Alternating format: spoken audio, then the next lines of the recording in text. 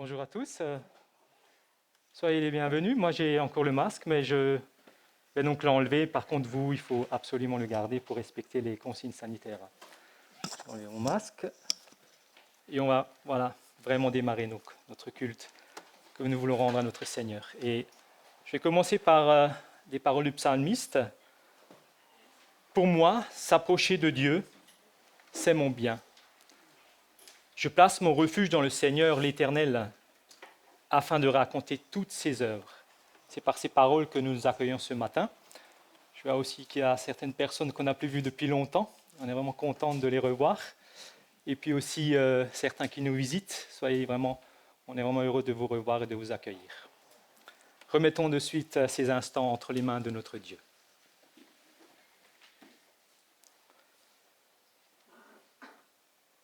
Seigneur Dieu, notre Dieu et notre Père en Jésus-Christ. Nous venons encore à toi ce matin parce que dans ta grâce, tu t'es révélé à nous, Seigneur. Tu t'es révélé par ta parole, par ton esprit et particulièrement au travers de l'œuvre de ton Fils, le Seigneur Jésus-Christ. Nous venons à toi ce matin pour te rendre un culte, pour t'adorer et pour t'honorer, même si nous savons, Seigneur, que nous sommes pécheurs devant ta face. Mais nous venons librement, nous venons avec joie, avec reconnaissance, parce que, Seigneur, tu es un Dieu de grâce et tu nous as fait grâce en Jésus-Christ. Seigneur, nous voulons ce matin justement te présenter tout cela devant ta face, Seigneur. Cette merveilleuse grâce en Christ, cette merveilleuse personne du Seigneur Jésus-Christ. Nous venons aussi à toi parce que tu es Dieu, le seul vrai Dieu. Tu es le créateur de toutes choses et tout subsiste par toi, Seigneur. Si nous sommes là ce matin, c'est à cause de toi. Nous te prions que tu disposes nos cœurs dans notre louange et dans notre adoration, que tu nous aides et que tu nous soutiennes par ton esprit. Seigneur, nous te prions que ce matin, tu nous accordes de toujours mieux te connaître, d'approfondir notre relation avec toi, de grandir dans cette connaissance du Seigneur Jésus-Christ, cette connaissance de toi et de cette vie ici-bas et de la vie éternelle, Seigneur, pour transformer nos vies à ta gloire. Nous voulons vraiment te remettre ces instants ici, à Mourchwiller-le-Bas, mais aussi partout où cette Église que tu as rachetée à grand prix se réunit, Seigneur. Cette Église qui est comme la prunelle de tes yeux et dont tu prends un soin tout particulier. Nous te bénissons et nous t'adorons, Seigneur, parce que tu es un Dieu de bonté et de miséricorde. Et Seigneur, nous te remercions encore du fond de notre cœur de ce que tu as voulu ce plan de salut de toute éternité et de ce que le Seigneur Jésus-Christ a accepté de venir sur cette terre pour le réaliser, Seigneur, pour prendre notre condition et de s'offrir sur la croix pour nous racheter de notre vaine manière de vivre et de nous réconcilier avec toi. Seigneur, tu es glorieux, tu es absolument glorieux, tu n'as pas besoin de nous, créature, homme pécheur, et pourtant, Seigneur, tu prends soin de nous et non seulement cela, mais tu fais de nous tes enfants. Ô Seigneur, sois reconnu, sois remercié pour cela, vraiment du fond de notre cœur. Accompagne-nous, Seigneur, en cet instant encore. En Jésus-Christ, nous te prions, ton Fils bien-aimé qui a tout accompli. Amen. Amen. Pour commencer continuer notre culte, je vous propose un cantique, le 56 sur les ailes de la foi, et nous pouvons nous lever, donc le 56, ô tendresse infinie. Nous pouvons nous lever, c'est pour ceux qui le peuvent, bien sûr.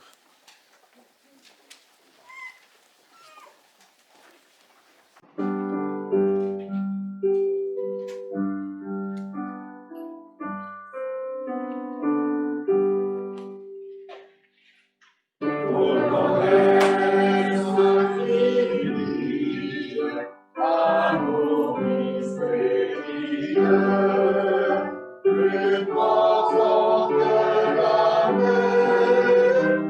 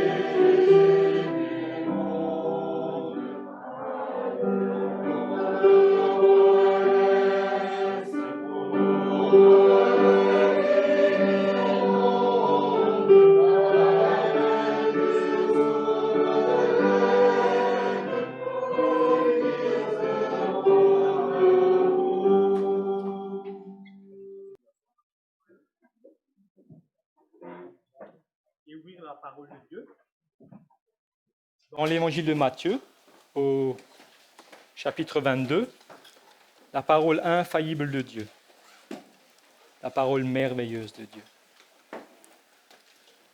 22, donc Matthieu 22, au verset 34 jusqu'au verset 40.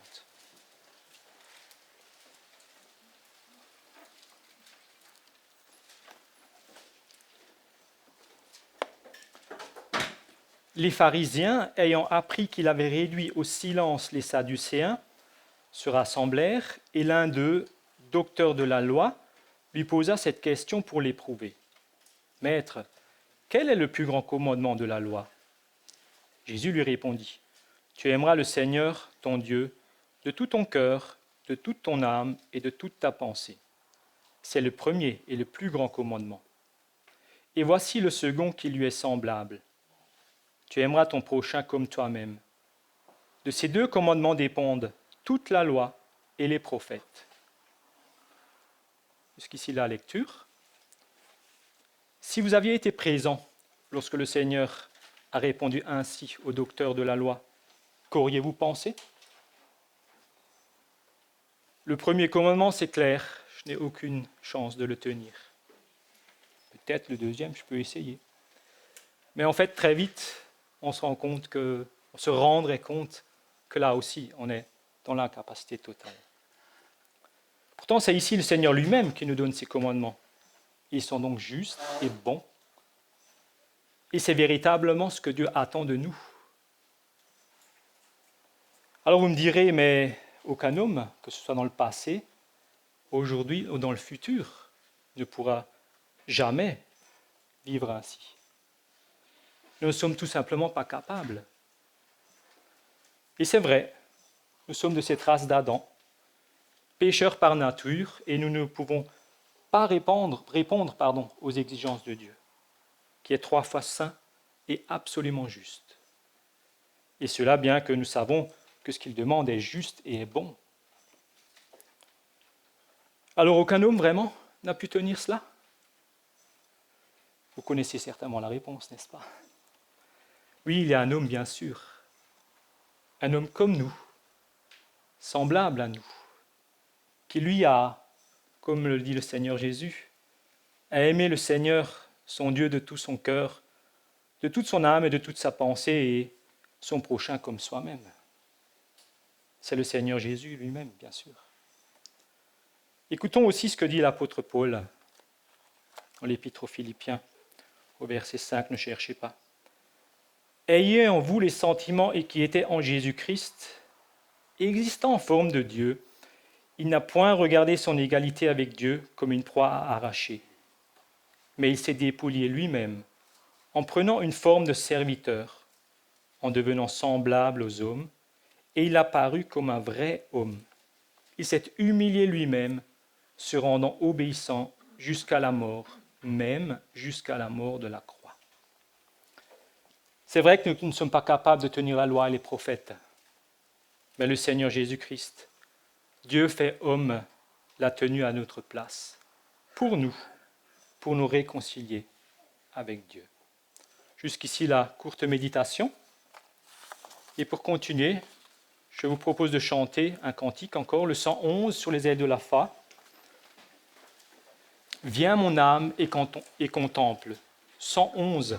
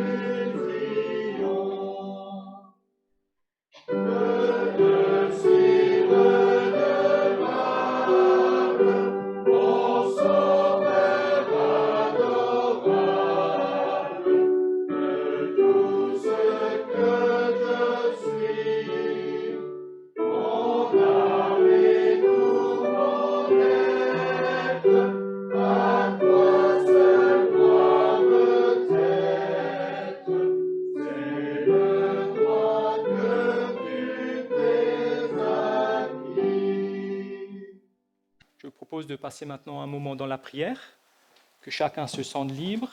Essayons de prier courtement, remercier le Seigneur d'avoir réglé ce problème du péché et d'être venu sur cette terre. Prions.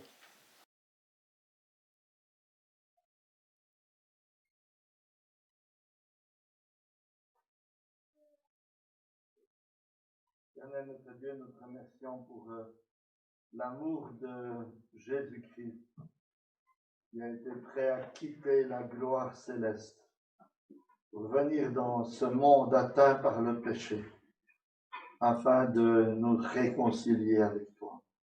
Amen. Amen. Seigneur, ta gloire, c'est aussi de voir aujourd'hui des quantités innombrables d'enfants rachetés du péché de la mort. Te prions de bénir particulièrement en ce jour les peuples qui vivent dans des conditions plus difficiles que nous. Accorde-leur les grâces nécessaires pour poursuivre le chemin avec toi. Amen. Amen.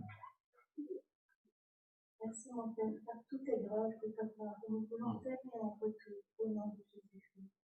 Amen. Merci Seigneur Jésus parce que tu pardonnes tous les péchés.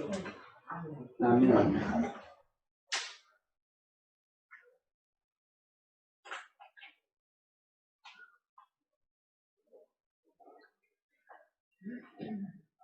Avec l'apôtre Paul, nous proclamons, mais Dieu prouve son amour envers nous, en ce que lorsque nous étions encore des pécheurs, Christ est mort pour nous. Et Seigneur notre Dieu, nous sommes émerveillés devant ton amour que tu as usé pour nous, en offrant ton Fils, le seul juste, comme nous l'avons encore entendu ce matin, le seul pur, le seul juste, mourir à notre place. Ô Seigneur notre Dieu, gloire à toi en Jésus. Amen. Amen.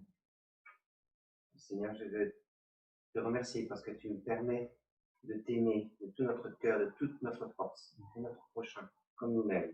C'est toi qui nous en rends capables. Amen. Amen. Amen. Merci Seigneur parce que tu nous montres que quand on place notre confiance en toi, Seigneur, tu ne nous laisses pas. Tu es toujours avec nous, tu nous accompagnes. Tu accompagnes tous ceux qui croient en toi et qui espèrent en toi. Merci pour ton amour, pour le sang de ton Fils Jésus-Christ. Amen. Amen. Amen.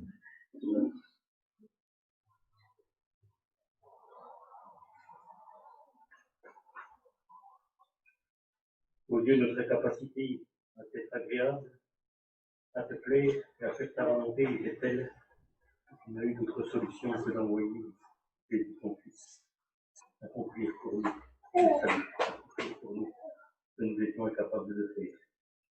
Merci parce qu'il a tout accompli. Béni sois-tu, notre Dieu, pour ton amour et ton pardon. Amen. Amen. Merci Seigneur pour ton œuvre sur la croix, Seigneur. Nous ne mériterions rien du tout, Seigneur, mais tu es venu, Seigneur, et tu es ressuscité, Seigneur. Tu es à la droite du Père et tu intercèdes pour nous. Merci parce que nous pouvons nous confier chaque jour en toi, Seigneur, et tu es fidèle et juste. Merci, Seigneur, pour tout, pour tous les bienfaits que tu nous apportes chaque jour, Seigneur. Amen. Amen. Père Céleste, merci parce que toutes choses ont été faites par le Seigneur Jésus pour lui. Seigneur, merci parce que tu nous as inclus dans ce plan divin. Tu as fait de nous tes enfants. Merci parce que nous sommes au bénéfice de ce sang qui a coulé à cette croix. Merci parce que tu as payé pour moi, pour nous. Merci parce que tu ne te lasses pas de nous pardonner.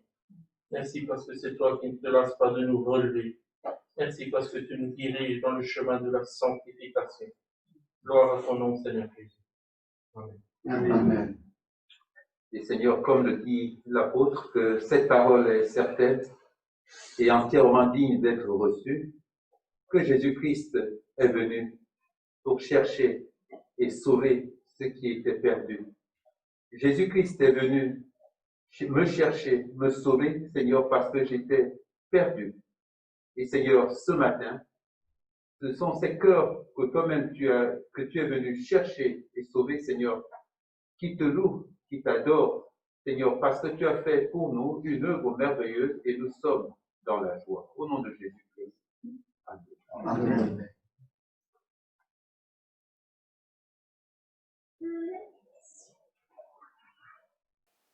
Seigneur, nous te bénissons et nous t'adorons de ce que tu n'as pas laissé cette humanité dans son péché. Tu aurais pu le faire, Père Céleste. Mais de ce que tu as voulu de toute éternité, un peuple pour toi, pour ta gloire et pour son bonheur éternel, Seigneur. Que tu sois vraiment, il n'y a pas les mots vraiment pour te le dire, Seigneur. Mais merci de ce que tu nous l'as révélé et de ce que le Seigneur Jésus a accepté d'accomplir, ce plan de rédemption.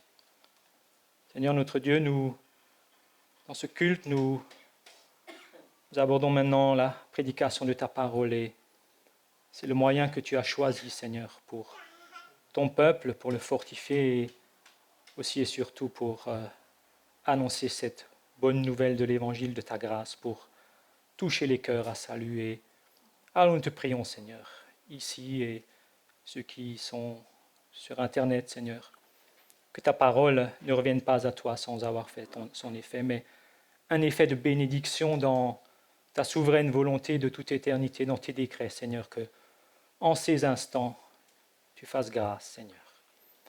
Et que tout soit encore, aujourd'hui, ce matin, et toujours à ta gloire, à ta seule gloire, Seigneur. Merci de ce Dieu que tu es. En Jésus-Christ. Amen. Amen. Pour continuer, je vous propose encore un cantique sur « À toi la gloire ». Donc les recueils jaunes. Le cantique 723 sur le mont du Calvaire.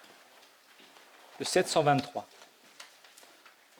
Après quoi, nous aurons les lectures en rapport avec la prédication.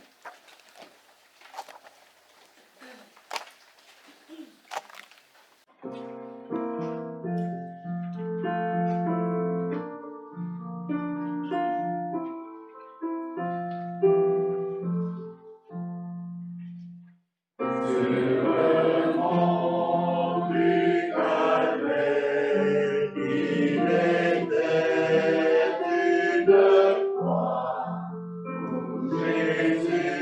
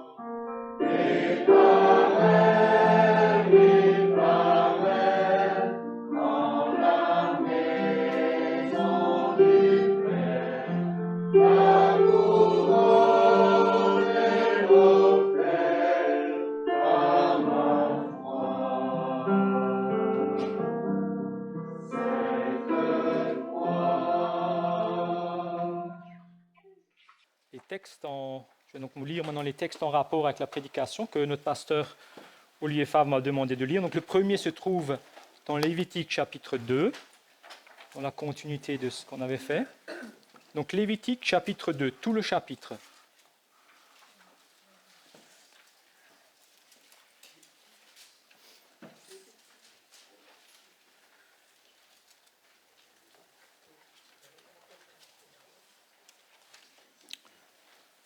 Lorsque quelqu'un fera à l'Éternel une offrande en don, son offrande sera de fleurs de farine.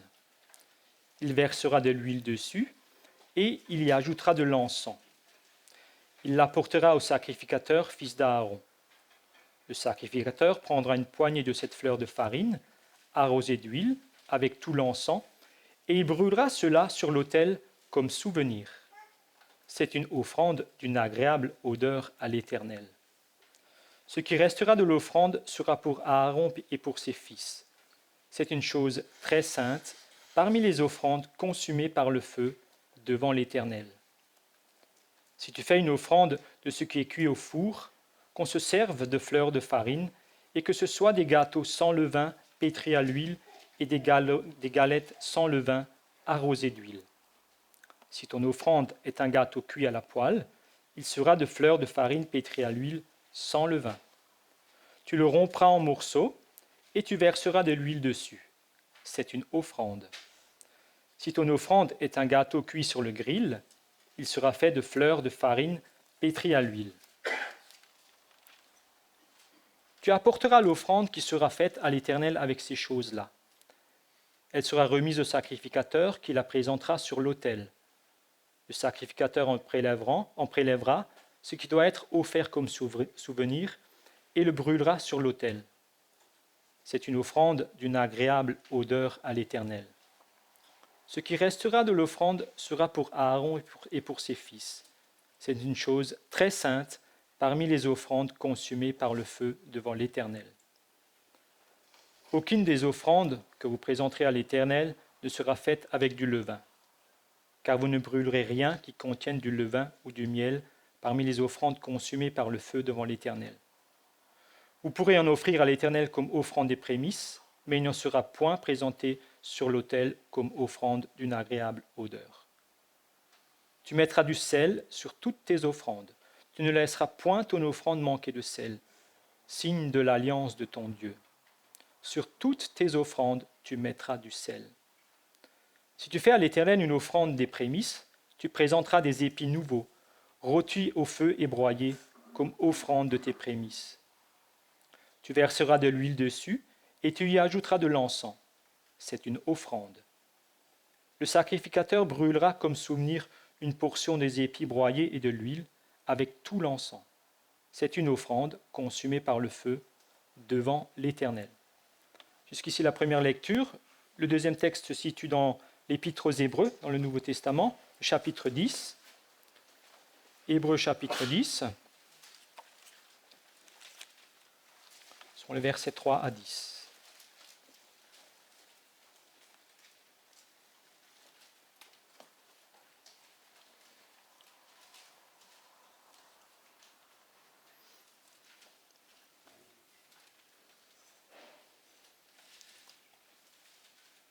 Mais le souvenir des péchés est renouvelé chaque année par ces sacrifices, car il est impossible que le sang des taureaux et des boucs ôte le péché. C'est pourquoi Christ, entrant dans le monde, dit « Tu n'as voulu ni sacrifice, ni offrande, mais tu m'as formé un corps. Tu n'as agréé ni holocauste, ni sacrifice pour le péché. Alors j'ai dit « Voici, je viens. » Dans le rouleau du livre, il est question de moi, pour faire, ô Dieu, ta volonté. Après avoir dit d'abord, tu n'as voulu et tu n'as agréé ni sacrifice, ni offrande, ni holocauste, ni sacrifice pour le péché, ce qu'on offre selon la loi, il dit ensuite, voici, je viens pour faire ta volonté. Et le troisième texte, c'est dans l'évangile de Jean, au chapitre 4, versets 31 à 34. Jean 4.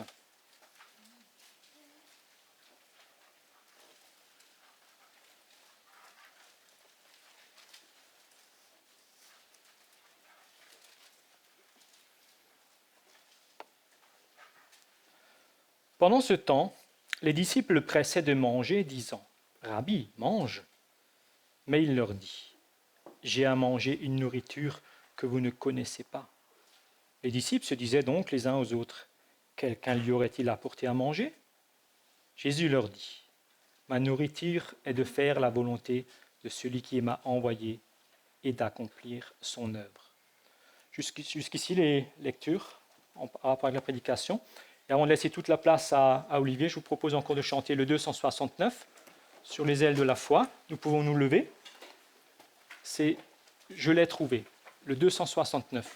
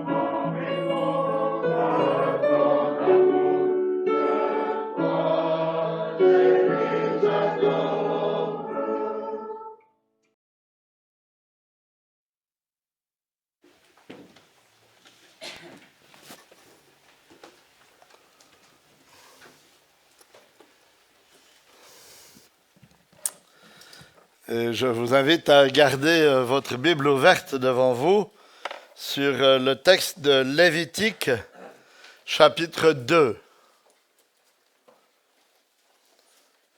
Il y a 15 jours, j'ai commencé une petite série de prédications qui va nous occuper pendant le temps de l'été où les gens sont parfois absents à un moment ou à un autre, sur une série de 5 prédications sur les 5 différents sacrifices qu'on rencontre dans l'Ancien Testament. C'est une série que j'ai, je vous l'ai confessé déjà, je le confesse une deuxième fois, que j'ai emprunté au pasteur David Vaughan, qu'il a lui-même emprunté au pasteur Stuart Olliott. Alors, bien sûr, elle a été digérée, remaniée, mais quand même, il faut rendre aux auteurs de base ce qu'ils méritent. Hein. Donc voilà, c'est pas créé de toutes pièces, mais c'est quand même bien digéré et remanié. Le livre du Lévitique est le livre dans lequel Dieu enseigne à son peuple comment on s'approche de lui.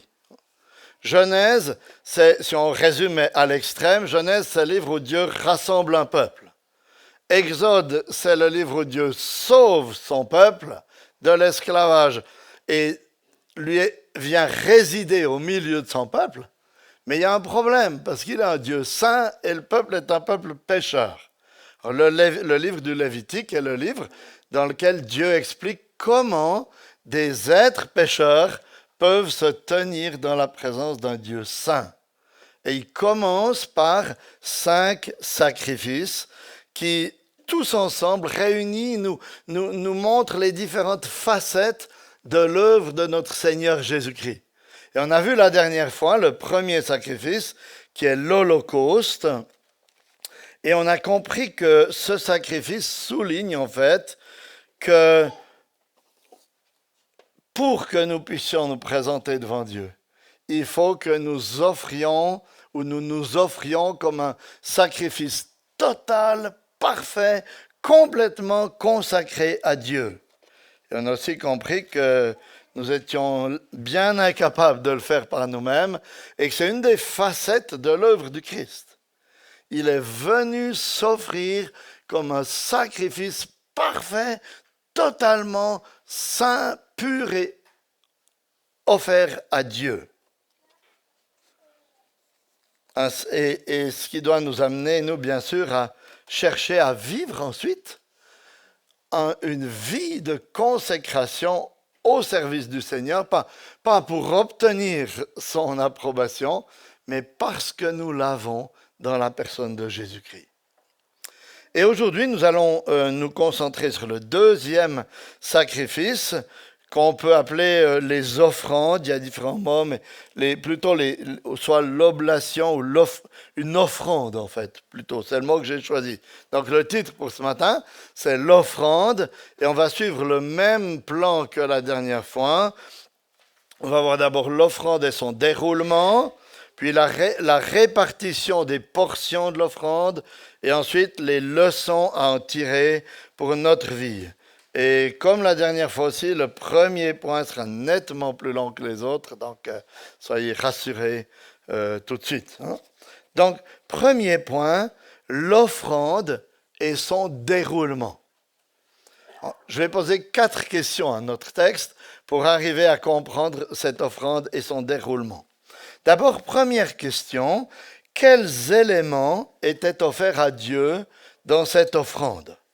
C'est surtout verset 1, 4 à 7, verset 12.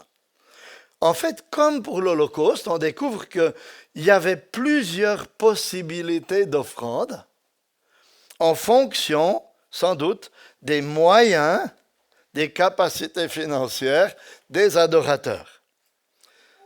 Et comme on l'a vu la dernière fois, pourquoi il y avait toute cette panoplie? Pour que personne ne soit exclu. Même la personne qui avait le moins de moyens avait la capacité d'offrir une offrande au Seigneur. Verset 1, les plus riches pouvaient offrir de la fleur de farine en versant de l'huile dessus et en y ajoutant de l'encens. L'encens qui, évidemment, était l'article le plus cher, parce que c'était un parfum.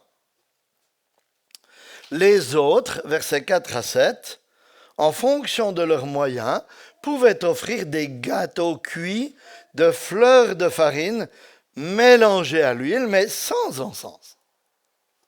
C'est ce qui est dit ce qui est expliqué dans les versets 4 à 7. Il y avait même plusieurs recettes possibles.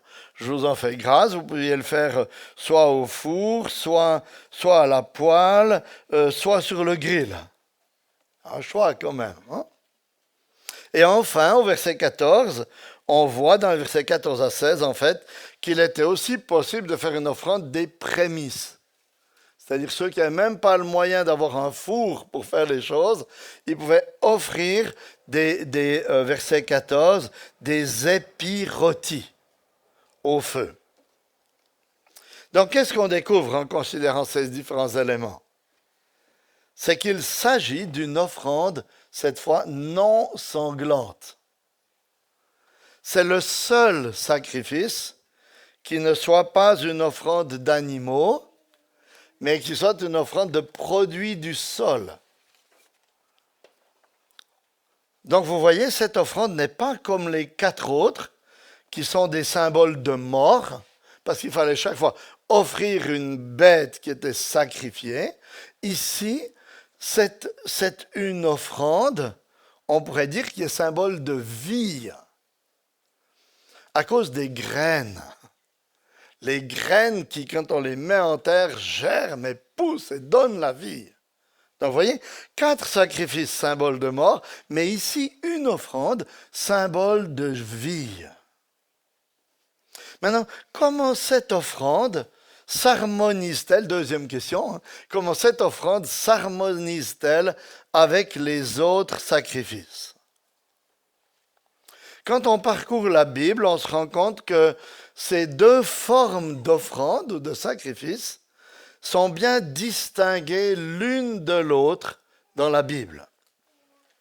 Dans Samuel 3, 14, il est dit « C'est pourquoi je jure à la maison d'Élie que jamais le crime de la maison d'Élie ne sera expié ni par des sacrifices, c'est le mot hébreu zébar, ni par des offrandes, mot hébreu mincha. » Et on retrouve la même idée au psaume 40, verset 7. « Tu ne désires ni sacrifice, zébar, ni offrande, mincha. » Et vous voyez, les sacrifices, c'était les offrandes sanglantes, et l'autre, les offrandes, c'était des offrandes non sanglantes, qui sont bien distinguées l'une de l'autre.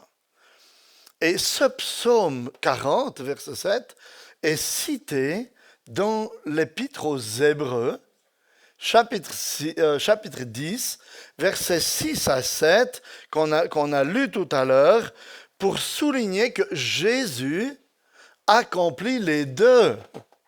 Jésus, il accomplit les sacrifices, il accomplit aussi les offrandes. Hébreux 10, verset 5, c'est pourquoi Christ, en entrant dans le monde, dit « Tu n'as voulu ni sacrifice, ni offrande, mais tu m'as formé un corps. » Il parle bien de lui-même. Et verset 10, « C'est en vertu de cette volonté que nous sommes sanctifiés par l'offrande du corps de Jésus-Christ, une fois pour toutes. » En une seule offrande, Jésus accomplit les sacrifices et les offrandes. Et ce mot offrande, mincha, fait référence en fait à un tribut ou un cadeau que un serviteur offrait à son maître, ou on pourrait dire un inférieur à son supérieur, pour manifester son allégeance ou sa loyauté envers ce maître. Vous voyez, c'était une façon symbolique, en faisant cette offrande, c'était une façon symbolique de dire « Je suis ton serviteur bien disposé, fidèle et obéissant à tes ordres. » C'est un peu comme quand vous apportez un paquet de bredala, gâteau de Noël, c'est bien ça, hein, de bredala à votre patron avant Noël. C'est un peu, vous voyez, un signe de loyauté, de bonne disposition envers lui. Vous lui dites, quoi qu'il y a peut-être des hypocrites, mais normalement, c'est ça qu'on fait. Vous voyez, on offre ça en montrant qu'on est un employé reconnaissant, qui apprécie son patron, etc. Hein?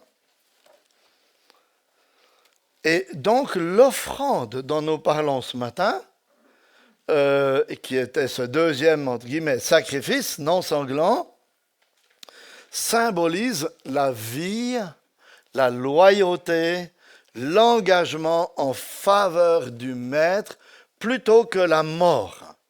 C'est pourquoi cette offrande ne pouvait jamais être offerte seule. C'est toujours une offrande qui accompagnait un sacrifice sanglant. Voyez, on ne pouvait pas venir juste offrir juste un petit peu de farine à Dieu. C'était, on pourrait dire, en plus du sacrifice sanglant qu'on offrait ce genre d'oblation ou d'offrande. Et vous voyez, dans un sens, elle complétait admirablement les sacrifices d'animaux en attirant notre attention sur le fait que pour pouvoir nous présenter devant Dieu, nous n'avons pas seulement besoin d'une personne qui porte la condamnation à notre place, mais nous avons aussi besoin d'une vie parfaite. Quelqu'un qui porte la condamnation, oui, mais une vie parfaite, une vie sainte. Et ça, c'est deux aspects quand même différents l'un de l'autre, vous voyez? Et l'œuvre dont nous parlons, l'offrande dont nous parlons ce matin est celle qui symbolise la vie consacrée, la vie parfaite offerte à Dieu. Elle nous montre que nous avons un besoin aussi dans ce domaine-là. Et c'est parfois quelque chose qui a été un peu oublié parmi les chrétiens. J'ai cherché sur les ailes de la foi un cantique qui, après ma prédication, un cantique qui souligne, vous voyez, plutôt cette œuvre du Christ simplement dans son obéissance, plutôt que dans son acte de sacrifice. Et j'ai eu beaucoup de peine à en trouver. Parce qu'il y a beaucoup de cantiques sur la mort du Christ, le sacrifice de donner sa vie, son sang pour nous, mais on n'en trouve pas qui souligne combien il a obéi parfaitement en étant pleinement consacré à Dieu. Maintenant, troisième question. Qu'est-ce que Dieu exigeait de l'adorateur dans cette offrande? C'est verset 2, verset 8 et verset 14. D'abord, Dieu exigeait que deux choses ne soient pas mises sur l'offrande, ne soient jamais mises sur l'offrande. C'est le levain, versets 4, 5, 11, et le miel, verset 11. Pourquoi? Parce que ces deux éléments sont des agents de fermentation. Et quand on n'avait pas de levain, on utilisait du miel pour activer la fermentation. Et si vous faites parfois votre pain au levain et que vous préparez le levain vous-même, vous savez qu'on met du miel un peu de miel pour essayer d'activer la fermentation du levain. C'est pourquoi dans la Bible, le levain et le miel, ici aussi, mais particulièrement le levain, est presque toujours, un symbole du péché et de la corruption. Matthieu 16, 11 et 12. Comment ne comprenez-vous pas que ce n'est pas au sujet de pain que je vous ai parlé? Gardez-vous du levain des pharisiens et des sadducéens. Alors ils comprirent que ce n'était pas du levain du pain qu'il leur avait dit de se garder, mais de l'enseignement des pharisiens et des sadducéens. Un enseignement trompeur, un enseignement faux. 1 Corinthiens 5, 8. Célébrons donc la fête, non avec du vieux levain, mais avec non avec du vieux levain, non avec un levain de malice et de méchanceté, mais avec les pains sans levain, de la pureté et de la vérité. Vous voyez, le levain, c'est ce qui est opposé à la pureté et à la vérité. Le levain, c'est un symbole du péché. Ainsi, vous voyez, en interdisant le levain et le miel dans l'offrande, Dieu montrait qu'il fallait vivre une vie parfaite, sans péché, pour qu'elle soit d'une agréable odeur à Dieu. Donc, deux choses qu'il ne fallait pas mettre. Trois choses qu'il fallait toujours mettre. D'abord, versets 1, 4, 5, 6, 7, 15, l'huile. À quoi l'huile nous fait-elle penser dans la parole de Dieu? C'est au Saint-Esprit. Dans l'Ancien Testament, l'onction d'huile était donnée aux prophètes, aux sacrificateurs, aux rois, pour établir leur office et démontrer l'onction du Saint-Esprit pour les qualifier pour la mission à laquelle ils avaient été appelés. Ainsi, vous voyez, l'huile déversée sur l'offrande était là et dont elle était imprégnée, était là pour démontrer qu'il fallait un sacrifice d'une vie parfaite mais remplie du Saint-Esprit à la place des pécheurs. À côté de l'huile, il fallait ajouter du sel. Verset 13, il est mentionné 3 fois. Alors à quoi sert le sel? Dans l'Antiquité, quand on n'avait pas toutes les techniques modernes de conservation, le sel était un agent conservateur qui empêchait les choses de se corrompre, de moisir, de pourrir. C'est pourquoi dans la Bible, le sel est souvent utilisé comme un symbole de pureté. Quand il dit « Vous êtes le sel de la terre », c'est ce qu'il est en train de dire. Vous êtes ceux qui reflétaient la pureté de l'Évangile sur la terre, Matthieu 5, 13. Et au verset 13 de notre passage de Lévitique 2, il attire notre attention sur un autre élément du sel. Regardez, tu mettras du sel sur toutes tes offrandes en oblation. Tu ne laisseras pas ton offrande manquer du sel de l'alliance de ton Dieu. Sur toutes tes oblations, tu présenteras du sel. À quoi est-ce qu'il fait allusion ici? À une pratique courante dans certaines cultures, dans certains peuples de l'époque, qui consistait à manger du sel ensemble quand on faisait une alliance, quand on contractait une alliance ensemble. Parce qu'à l'époque, le sel était quelque chose qu'on ne pouvait pas détruire. Le sel était indestructible, ni par le feu, ni par le vieillissement, ni par l'eau. On n'avait pas moyen de se défaire du sel. Ainsi, vous voyez, le sel était une image de la durée, ou on pourrait dire de l'éternité même, de quelque chose qui ne passerait jamais. C'est pourquoi, à plusieurs reprises dans la parole de Dieu, il joint le sel avec l'alliance pour qu'on comprenne qu'il parle d'une alliance éternelle, inviolable. Je prends juste un passage dans 2 Chroniques 13, 5.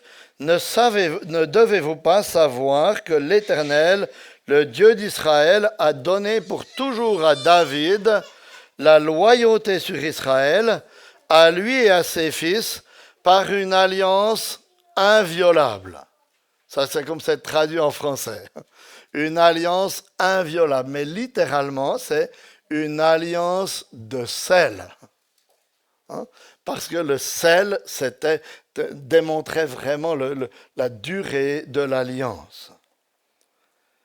Ainsi, vous voyez, en demandant à l'adorateur d'ajouter du sel à son offrande, Dieu lui rappelait qu'il était entré dans une alliance éternelle dans laquelle Dieu s'était engagé à une pureté, une loyauté inviolable et perpétuelle.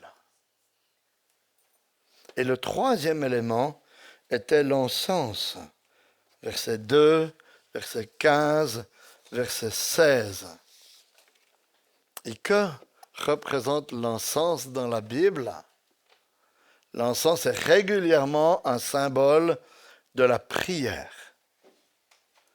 C'est ainsi que les Juifs comprenaient le rôle de l'encens qui était répandu sur ce qu'on appelait l'autel des parfums, le petit autel d'or qui était dans le lieu très saint avant le voile pour aller dans la présence de Dieu. Et l'encens qui était versé sur cet autel était symbole des prières qui montaient vers Dieu. Psaume 141, 2, que ma prière soit devant ta face comme l'encens, et l'élévation de mes mains comme l'offrande du soir. Ainsi, voilà quelles étaient les 3 choses ajoutées à l'offrande de fleurs de farine. L'huile, le sel et l'encens qui réunit, vous voyez, symbolise la vie pure, guidée, fortifiée par le Saint-Esprit en fidélité absolue à Dieu, à son alliance, vécue dans la prière, dans la communion parfaite avec Dieu.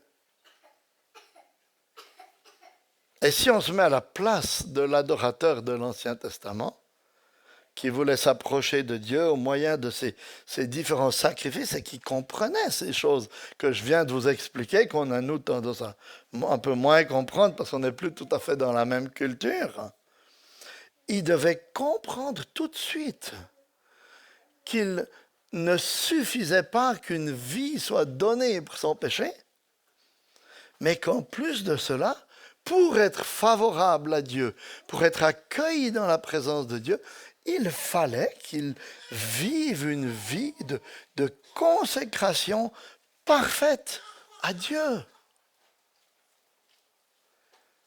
Et cela devait l'amener à voir une nouvelle fois sa misère, son incapacité à satisfaire les exigences divines. Et pour terminer cette partie, posons-nous rapidement une 4e question. Qu'est-ce que Dieu exigeait du sacrificateur? C'était très simple. Le sacrificateur prenait une poignée de la farine, de la fleur de farine, apportée par l'adorateur, et il devait la mettre sur l'autel, puis l'arroser d'huile, verser tout l'encens que l'adorateur avait apporté sur la farine ou sur le gâteau.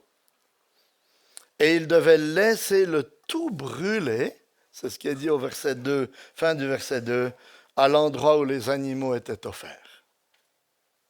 Voilà pour le déroulement de l'offrande. J'espère que vous avez compris maintenant comment les choses se passaient. Maintenant, on va réfléchir à la répartition des portions. Qui recevait quoi? Quelle part de l'offrande revient à Dieu?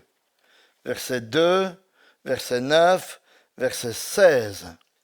Ce qui revient à Dieu, c'est la poignée de farine mise sur l'autel, ainsi que l'huile versée et tout l'encens. Et tout cela était consumé, et la fumée ainsi que montait comme une offrande d'agréable odeur à l'Éternel. La fumée et l'odeur de l'encens. C'était un mémorial, nous est-il dit. L'idée de mémorial, c'est un petit peu la même idée que le mot prémisse qui est employé au verset 14. Si tu fais à l'Éternel une offrande de prémices. Les prémices, c'était la première partie de la récolte qu'on offrait à Dieu en démonstration qu'on était conscient que toute la récolte lui appartenait et qu'on était prêt à gérer cette récolte dans une relation de dépendance de Dieu, mais que bien sûr c'est nous qui allions garder une partie. C'est un peu, si vous voulez, comme la dîme qu'on offre à Dieu aujourd'hui, qu'on offre comme prémisse à Dieu. Mais on n'est pas en train de lui dire, OK, je te donne 10%, laisse-moi les 90%. On est en train de lui dire, je te donne 10% par reconnaissance et avec conscience que les 90 autres % t'appartiennent aussi et je veux les gérer d'une manière qui t'honore et qui te glorifie. Donc cette offrande, vous voyez, était là comme on pourrait dire une démonstration que on voulait que toute notre vie soit une vie de consécration offerte à Dieu. Maintenant, quelle part de l'offrande revient au sacrificateur? Verset 3 et verset 10. Tout le reste. Pourquoi? Fin du verset 10, regardez. C'est une portion très sainte des sacrifices consumés par le feu devant l'Éternel. Tout le reste revenait au sacrificateur parce que c'était une offrande pure, puisqu'elle était sans levain, sans miel, avec du sel. C'est pourquoi elle ne pouvait être mangée que par les sacrificateurs dans le temple ou dans le tabernacle, parce que les sacrificateurs étaient rituellement purs. Ils n'étaient pas parfaitement purs, mais ils s'étaient purifiés au moment où ils servaient Dieu. Ainsi, vous voyez, le sacrificateur ne pouvait pas dire « Oh ben, je vais prendre cette farine à la maison, ma femme va me faire un petit gâteau. » Non, il devait tout manger dans le lieu de la présence de Dieu parce que c'était une offrande, une portion très sainte qui devait se manger dans la présence de Dieu, en communion avec Dieu dans un sens. Et quelle part de l'offrande revient à l'adorateur? Rien du tout. Comme on l'avait déjà vu avec l'Holocauste. Pourquoi? Sans doute pour que l'adorateur comprenne qu'il ne devait pas vivre sa vie sainte et de sainteté et d'obéissance en pensant qu'il allait pouvoir obtenir quelque chose de Dieu. Parce que cette offrande, il a beau la donner, elle est parfaite, elle est magnifique, mais il ne reçoit rien en retour. Mais qu'il devait simplement apprendre à vivre pour la gloire de Dieu dans cette vie d'intimité, sachant qu'il allait... son bonheur, si vous voulez, c'était de connaître Dieu, d'être accepté, approuvé par lui, sur la base d'une vie parfaite. Voilà, on a déjà répondu, on a déjà eu 2 points, et on arrive maintenant au dernier point, qui est le plus important. Donc, c'est dormir un petit moment, réveillez-vous maintenant, c'est le moment important. Les leçons à tirer de cette offrande pour notre vie. Le sacrifice végétal qu'on vient d'aborder est là tout spécialement pour nous faire comprendre que Dieu nous accueille pour que Dieu nous faire comprendre. Je reprends. Le sacrifice végétal est là pour nous faire comprendre que pour que Dieu nous accueille en sa présence, il ne suffit pas qu'une vie soit donnée, qu'un sacrifice soit offert pour les péchés, mais il faut aussi que nous vivions la vie parfaite, sainte, sans péché, totalement consacrée à la gloire de Dieu, que Dieu attendait d'Adam dans le jardin d'Éden. Et c'est ce que symbolise cette offrande. Vous voyez, pour plaire à Dieu, il ne suffit pas d'être pardonné de nos péchés. Encore faut-il avoir vécu la vie parfaite qui lui plaît. Jacques nous dit, Jacques 4, 17, « Celui donc qui sait faire ce qui est bien et ne le fait pas, commet un péché. » Oui. Il ne suffit pas de ne pas faire le mal pour ne pas être condamné par Dieu. Il faut faire le bien parfaitement. Prenons une illustration. Vous êtes en train de déménager et votre fils a tellement peur de mettre un carton au mauvais endroit, de rayer un meuble, de casser un bibelot en le transportant, qu'il reste toute la journée assis dans un fauteuil. Et le soir, il vient vers vous et vous dit, « Papa, tu peux être fier de moi. J'ai rien cassé, rien abîmé aujourd'hui. » Vous êtes d'accord avec ça? Qu'est-ce que vous allez lui répondre? Je ne suis pas du tout fier de toi. Parce que peut-être que tu n'as rien cassé, mais tu n'as rien fait de bon non plus pour m'aider, pour aider la famille dans le déménagement. voyez, c'est ça la nuance hein, entre les deux sacrifices. Quand on comprend ça, on se rend compte en fait que la situation dans laquelle nous nous trouvons devant Dieu est encore beaucoup plus dramatique que ce que nous ne l'imaginions. Parce qu'on n'est pas seulement coupable à cause de nos péchés, mais aussi à cause de notre manque de vie parfaite. Parce qu'on n'est pas aussi pur, pas aussi pieux, pas aussi consacré qu'on le devrait, ni même qu'on le souhaiterait. Et c'est là qu'il est à nouveau tellement bon de pouvoir tourner nos regards vers le Seigneur Jésus-Christ et de réaliser avec quelle précision il a accompli ce deuxième sacrifice, ou cette offrande dans sa propre vie. Parce qu'il a été arrosé d'huile. Il a été, on pourrait dire, imprégné, inondé de l'onction du Saint-Esprit pour accomplir son ministère à la perfection. Acte 10, 38 nous dit, « Vous savez comment Dieu a oint de Saint-Esprit et de force Jésus de Nazareth, qui allait de lieu en lieu, faisant du bien et guérissant tous ceux qui étaient sous l'empire du diable, car Dieu était avec lui. » Hébreux 1,9.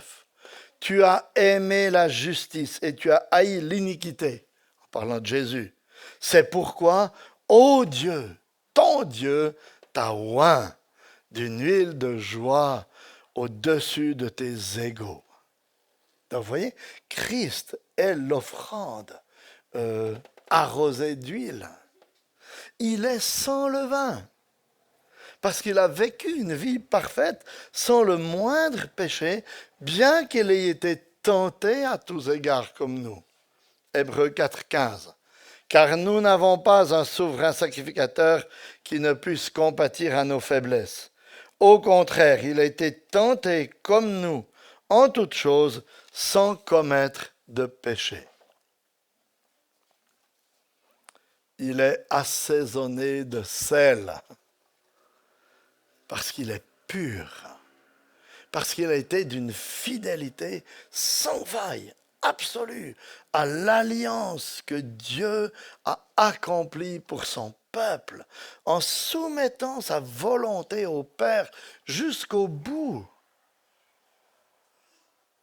À la fin de sa vie, peu avant sa mort, il prit la coupe, il la leur donna en disant, « Cette coupe est la nouvelle alliance en mon sang, qui est répandue pour vous. » Hébreux 7, 21, Jésus est par cela même le garant d'une alliance plus excellente.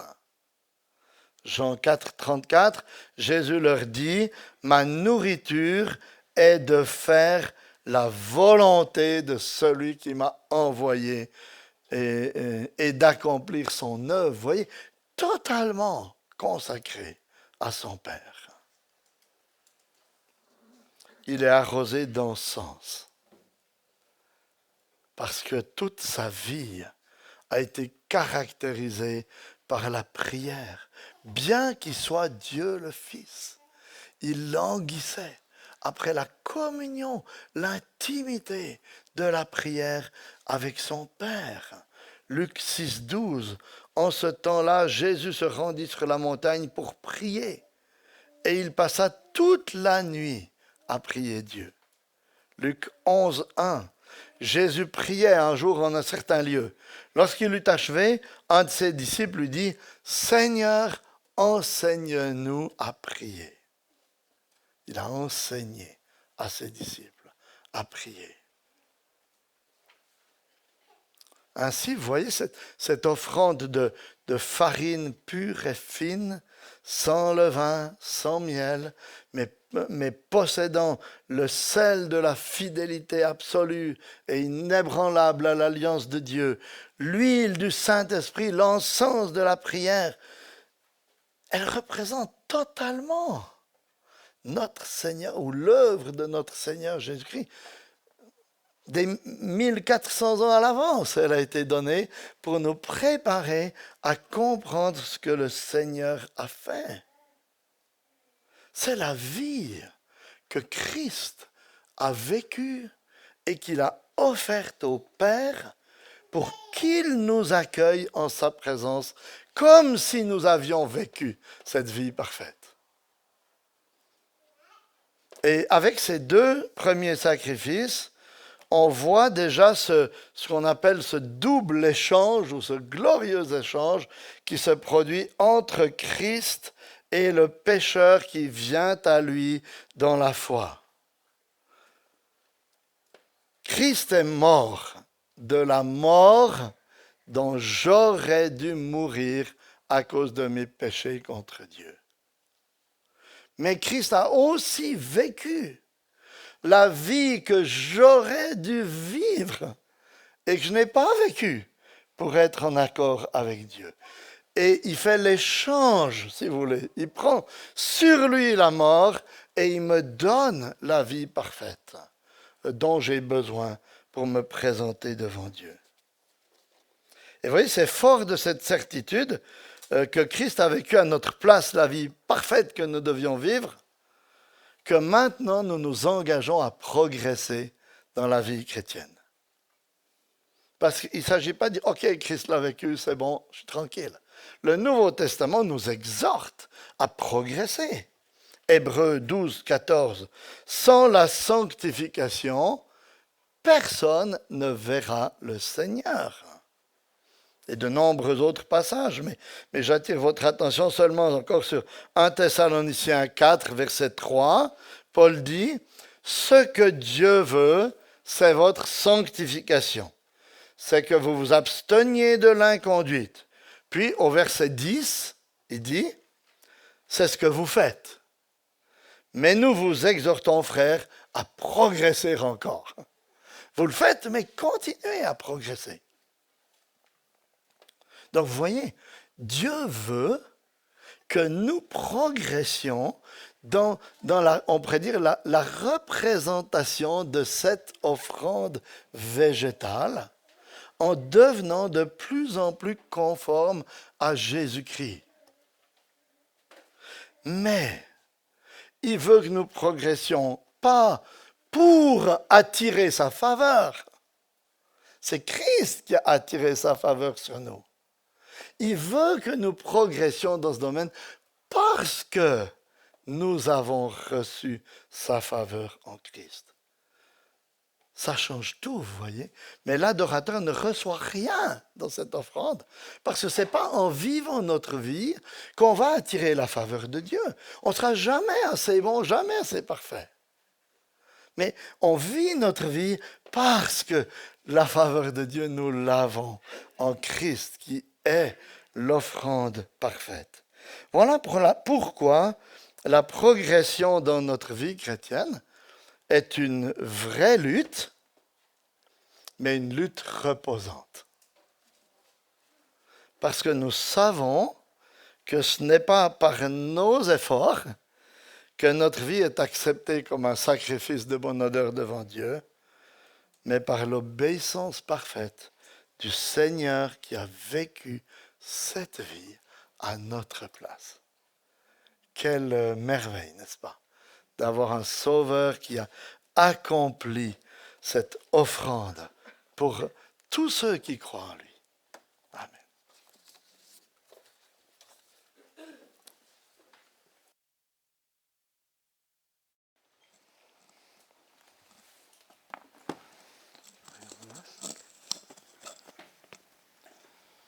Je propose que 3 personnes prient pour répondre à ce merveilleux message.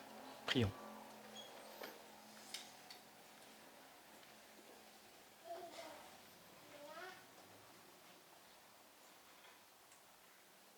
Nous te bénissons, nous te rendons grâce, notre Dieu, notre Père, pour ta parole. Ta parole est la vie. Seigneur, tu nous y encourages encore, comme tu l'as fait ce matin, à vivre vraiment de ces choses. Et Seigneur, en écoutant encore ce matin ta parole, nous nous rendons bien compte, Seigneur, que nous sommes loin du compte. Aussi, Seigneur, tu tournes nos yeux vers non seulement, Seigneur, le crucifié, mais le ressuscité, Jésus-Christ, qui a vécu cette vie parfaite pour nous, Seigneur, afin que nous puissions être vraiment justes devant toi. Ce matin, notre prière, Seigneur, c'est que toi-même, tu nous aides à marcher de progrès en progrès. Seigneur, nous voulons vivre comme tu le demandes, être pur, Seigneur, parce que toi, tu es pur. Seigneur, dans notre faiblesse, nous crions à toi afin que tu viennes vraiment, toi-même encore, nous aider, Seigneur, afin que nous puissions avancer avec toi. Bénis ta parole dans nos cœurs. Nous te le demandons pour la gloire de ton Saint-Nom, en Jésus-Christ. Amen. Amen.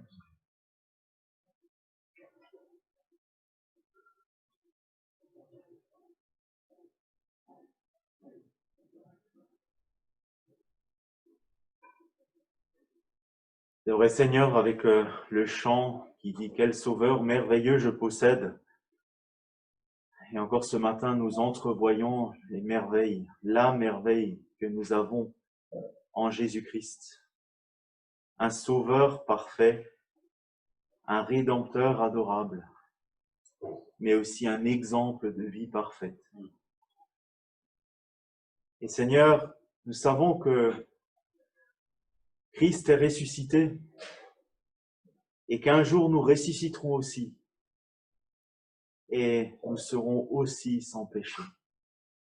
Le péché ne nous atteindra plus. Aussi, dans l'attente de cette résurrection, Seigneur, nous te prions de nous donner, de te ressembler toujours plus et avec ton aide, de marcher à ta suite dans ce chemin de sanctification. Seigneur, nous n'arriverons pas à la pureté, mais nous voulons te servir et te ressembler pour t'honorer. Tu es notre Dieu, tu es notre Seigneur, notre Sauveur. Merci pour ces rappels ce matin et pour cet encouragement à la vie sainte et pure, Seigneur. Béni sois-tu en Jésus. Amen. Amen.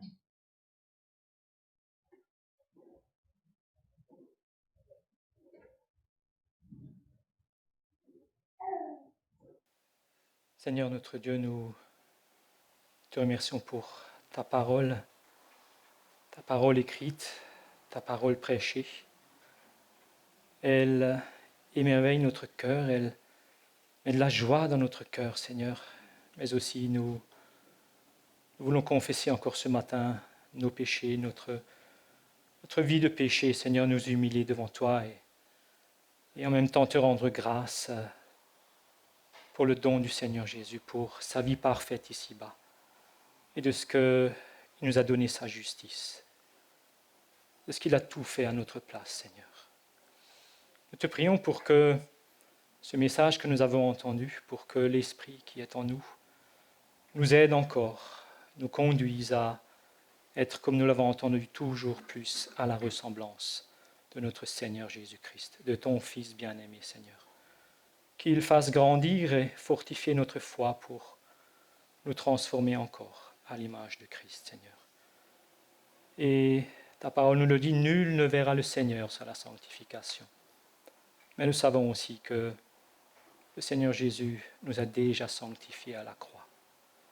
Ô notre Dieu, quel message, quel plan de salut extraordinaire et merveilleux en faveur de tes créatures pécheresses. Reçois toute notre adoration, toute notre gloire et daigne encore nous bénir, Seigneur. Donne-nous de t'aimer toujours plus, de toujours plus nous rendre compte qui tu es et qui nous sommes pour être transformés, Seigneur, à ta gloire. Que toute chose concourt à ta gloire et bénis encore ce peuple, Seigneur, que tu t'es racheté à grand prix. En Jésus-Christ. Amen.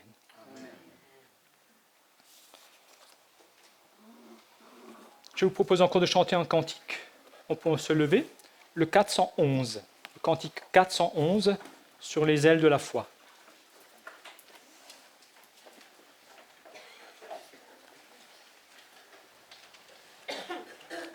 Quel repos céleste!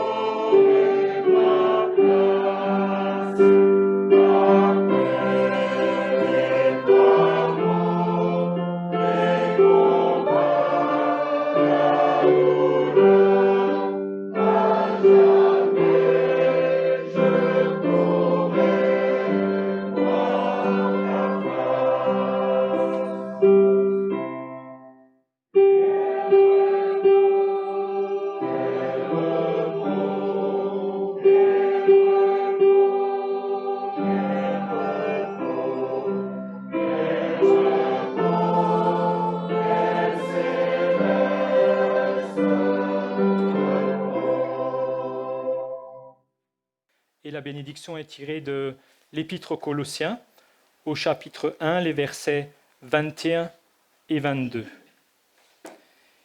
Et vous qui étiez autrefois étrangers et ennemis par vos pensées et par vos mauvaises œuvres, il vous a maintenant réconciliés par sa mort dans le corps de sa chair, pour vous faire paraître devant lui saints, sans défaut et sans reproche. Pour nous asseoir.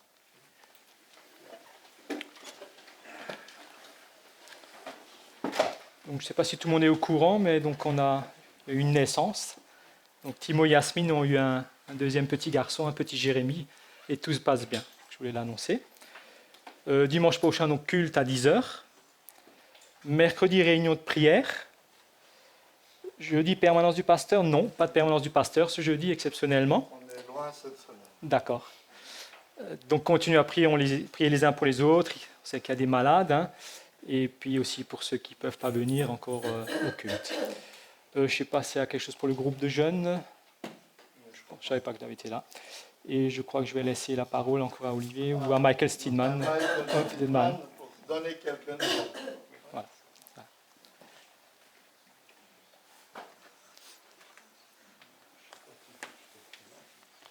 Je pense que la plupart d'entre vous connaissez Michael Steedman, qui est en Italie, avec Mary, qui sont missionnaires en Italie. Donc, comme ils sont de passage aujourd'hui, on s'est dit qu'on leur laissait juste quelques minutes pour donner des nouvelles. Merci beaucoup. Merci.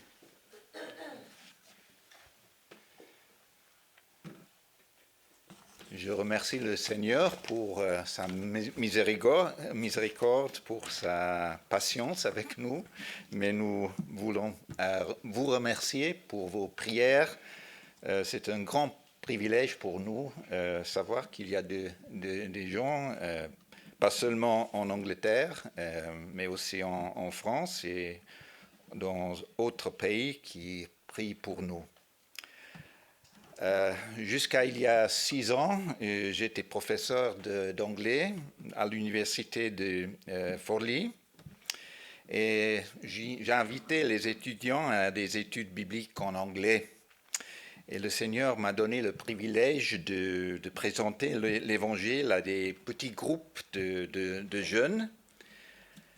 Après, quand je suis entré en retraite, je pouvais continuer à faire ce travail, ce ministère entre les étudiants. Mais maintenant, après 6 ans, il n'y a pas d'étudiants qui me connaissent. Donc, c'est un chapitre fermé, on peut dire. Mais nous avons encore des contacts avec des étudiants et étudiants des années passées. Et nous remercions le Seigneur pour les possibilités que nous avons, les opportunités d'écrire et quelquefois de voir ces étudiants. Dans ces circonstances spéciales, maintenant, c'est plus difficile, mais nous espérons, si Dieu veut, que nous puissions continuer après l'été à faire des études, surtout avec Manuel, ce jeune du Sardaigne qui dit qu'il professe d'être athée, mais il est très intéressé à la parole de Dieu. Je voulais vous parler brièvement de Sang. Sang, c'est notre ami africain du Gambia. Sang est un chrétien. Il est un immigrant qui a trouvé un travail. Nous remercions le Seigneur pour ça, dans une usine. Mais il est exploité, il faut le dire. Il travaille beaucoup, mais il gagne peu. Il a eu un entretien hier pour renouveler son permis de séjour. Et ça est allé bien, mais il doit attendre 40 jours pour savoir exactement le résultat de cet entretien. Il voudrait retourner un jour dans son pays pour évangéliser. C'est son soin, c'est son désir. Et nous prions pour lui. Nous l'aimons beaucoup. C'est un cher frère en Christ. Et nous avons le privilège de faire des études bibliques avec lui. C'est une espèce de préparation pour son retour. Mais pour le moment, il pense que Dieu le veut en Italie pour le moment. Et la troisième chose que je voulais mentionner, c'est Manuela. Manuela était une étudiante à l'université de Bologne quand j'étais professeur à l'époque. Et je suis convaincu qu'elle s'est convertie il y a presque 40 ans. Puis elle a abandonné l'Église et s'est mariée et elle s'est éloignée de la foi du Seigneur. Mais dans la providence de Dieu, à cause d'un cancre, elle a recommencé à s'approcher au Seigneur et aussi à l'Église. Et nous sommes très contents. C'était une joie, pas seulement pour moi, mais pour les autres membres de l'Église qu'elle l'avait connue il y a tant d'années. Et maintenant, elle a une grande faim pour la parole de Dieu. Et c'est une joie pour nous, mais elles sont une partie de l'Église.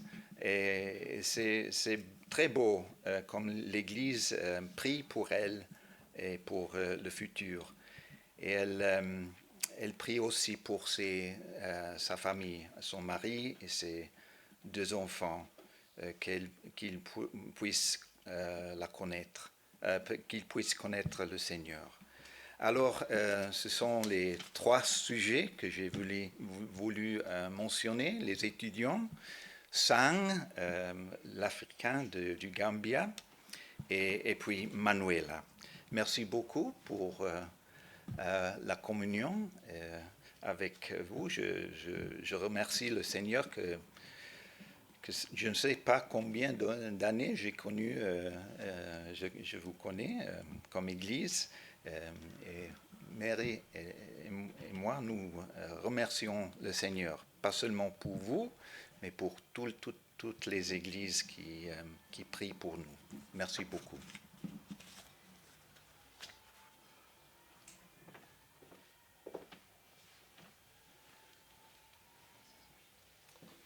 Voilà, merci. Je crois qu'il n'y a pas d'autres annonces. Ne partez pas trop rapidement, mais n'oubliez pas de garder vos masques. Ah oui, merci. Si vous pouvez remettre les cantiques sur les chaises, ça facilitera les choses quand vous vous levez. Au revoir à ceux qui sont sur Zoom. Prenez encore un peu de temps pour échanger les uns avec les autres là-bas. Et n'oubliez pas de vous inscrire. Je ne suis pas là cette semaine, mais c'est chez moi quand même qu'on s'inscrit pour le culte de dimanche prochain et du 9 aussi. Donc, n'oubliez pas de vous inscrire si vous voulez participer au culte. Merci, bon dimanche à chacun.